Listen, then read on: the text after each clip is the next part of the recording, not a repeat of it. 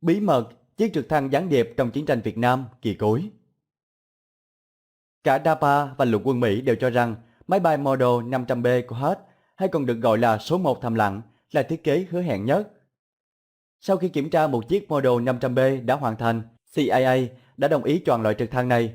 Số 1 thầm lặng có bộ cánh quạt chính 5 cánh so với 4 lá của trực thăng OH-6. Tuy nhiên, CIA cần một loại máy bay trực thăng có thể bay một quãng đường dài mà không cần tiếp nhiên liệu, và các phi công sẽ phải điều khiển trong bóng tối khi mà GPS chưa ra đời. Vì vậy, ưu tiên hàng đầu của CIA là tìm một động cơ mới, hiệu quả hơn cho loại máy bay trực thăng này. Phòng Allison thuộc Tổng công ty Motor đã cố tình hạn chế công suất động cơ của trực thăng OH-6 chỉ tới 250 mã lực vì lý do an toàn. Cuối cùng, CIA đã chọn được 6 động cơ có hiệu suất cao nhất với công suất gần gấp đôi động cơ của trực thăng OH-6.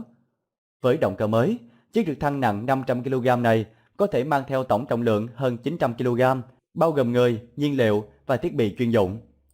Để hạ cánh một cách an toàn trong trường hợp khẩn cấp, Hurst đề nghị CIA giới hạn tổng trọng lượng khoảng 1.100 kg.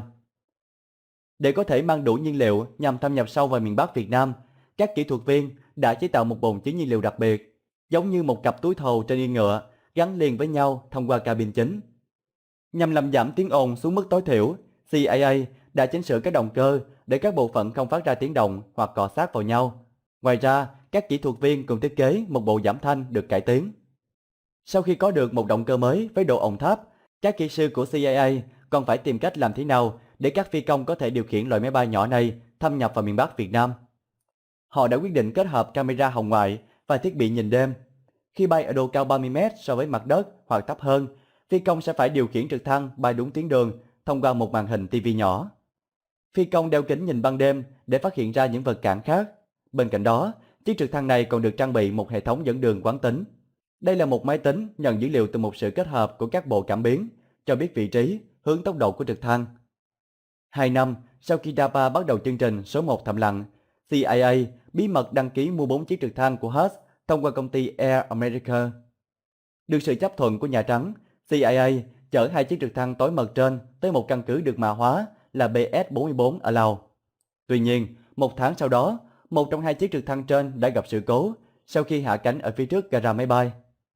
Trước khi tai nạn diễn ra, các phi công Đài Loan, những người được Washington huấn luyện trong các chương trình bí mật khác, được giao nhiệm vụ tập lái 2 chiếc trực thăng đặc biệt này bay tới thành phố Vinh. Sau sự cố trên, CIA đã sa thải các phi công Đài Loan và thay thế bằng các phi công Mỹ.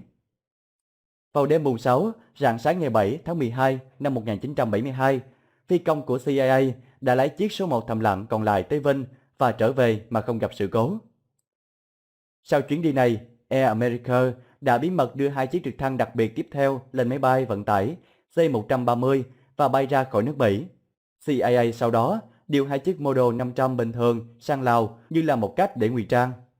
Nhiệm vụ gián điệp này được CIA báo cáo là đã thành công, nhưng không ai biết chính xác những thông tin mà CIA thu được thực sự có hữu ích đối với chính phủ Mỹ lúc đó hay không. Bởi vì đến năm 1973, Mỹ buộc phải ký vào hiệp định chấm dứt chiến tranh, lập lại hòa bình ở Việt Nam, được gọi tắt là Hiệp định Paris. Hiệp định đó buộc toàn bộ binh lính Mỹ phải rút khỏi miền Nam Việt Nam. Sau này, CIA đã chuyển giao ít nhất một trong những chiếc số 1 thầm lặng cho lục quân Mỹ. Không ai biết các đơn vị mặt đất của quân đội Mỹ đã sử dụng những chiếc trực thăng đặc biệt này trong bao lâu.